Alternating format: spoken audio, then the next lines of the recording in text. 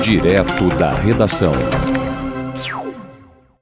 Você governou Macaé, assim, num momento em que foi um momento de muita transformação na cidade. Eu assisti isso como repórter, né? Eu assisti, por exemplo, o surgimento de projetos como Cidade Universitária, Cidade Universitária, assisti à implantação do VLT, acompanhei aqui o programa de macro-drenagem, na época com a participação do Jaime Lerner, fui assistir o lançamento, cobri isso como lançamento. Você hoje na condição de ex-prefeito e que vai pleitear agora um cargo de deputado federal, como é que você contextualiza hoje essa questão da macro-drenagem em Macaé, o programa do VLT na área de transporte e a própria cidade universitária? Você acha que vai bem estar contente? Roberto, eu quando iniciei minha vida política em 1989, quando assumi a primeira vez o cargo de secretário de esporte da cidade de Macaé.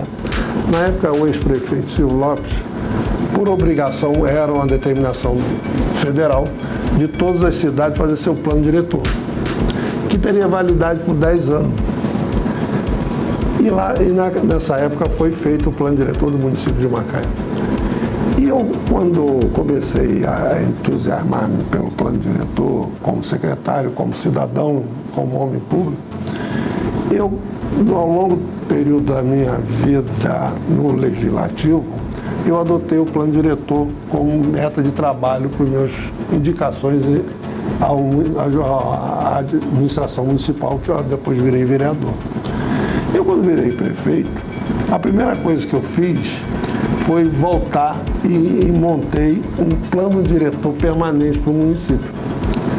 Foi uma equipe que tinha lá pessoas altamente conhecedoras de gestão, falecido Hermeto de Donê, que foi secretário do nosso município, com alto conhecimento, a ex-deputada, a ex-vereadora Miriam Ride participando, Rômulo Campos, todos com bastante conhecimento, se envolveram com essa Câmara Permanente e que nos permitiu fazer discussão na comunidade durante o período todo que eu fui prefeito. Então, a Câmara Permanente passou a ser atualizada todo ano. Então, nós discutimos e buscávamos os problemas da cidade em todos os pontos. Como é que chegamos lá? Mas, para tudo isso, nós tínhamos alguns percalços a tirar do nosso caminho. O município de Macaé tinha um problema. Para as pessoas entenderem melhor, o município de Macaé estava com nome sujo. Macaé tinha um nome que não podia entrar e buscar parceria com o governo federal. Recursos que pudessem ser através de convênios e que tivessem algum financiamento, porque o município de Macaé não cumpriu algumas obrigações. E nós, nesse período, conseguimos fazer o dever de casa, que eu sempre falo. Além do plano diretor que nós prevalecemos para estudar o município por muitos anos, tanto que alguns projetos que hoje ainda estão em execução são oriundos desse plano diretor que nós fizemos lá atrás. Alguns foram licitados, alguns foram projetados e que deram continuidade na administração passada e alguns ainda estão dando continuidade na atual administração. Porque foi detectado naquele período que nós fomos prefeitos. Nós começamos. Mas tínhamos que primeiro melhorar a arrecadação. Com isso, nós, através desse trabalho de recuperar as finanças de forma a contabilidade do município, Macaé botou seus dados em dia. A Caixa Econômica, quando fazia alguma referência para os outros municípios na época, para como o município deveria se comportar, sempre referenciava em 2 municípios no estado do Rio de Janeiro. Um médio e um pequeno. No pequeno, eles falavam sempre no Bom Jesus de Itapuã como exemplo de gestão para que pudesse se apresentar, prestar as contas com a Caixa. E fazer convênio com a Caixa é coisa complicada, porque a prestação é muito exigente, é muito rígida. Então, quando você consegue cumprir, é sinal que você vai muito bem. E a Caixa, para te elogiar, ela não te elogia à toa. Então, e ela falava, o Macaé, o município, no momento, tem todas as possibilidades de buscar arrecadação, empréstimo, a nível de Estado, a nível nacional e internacional.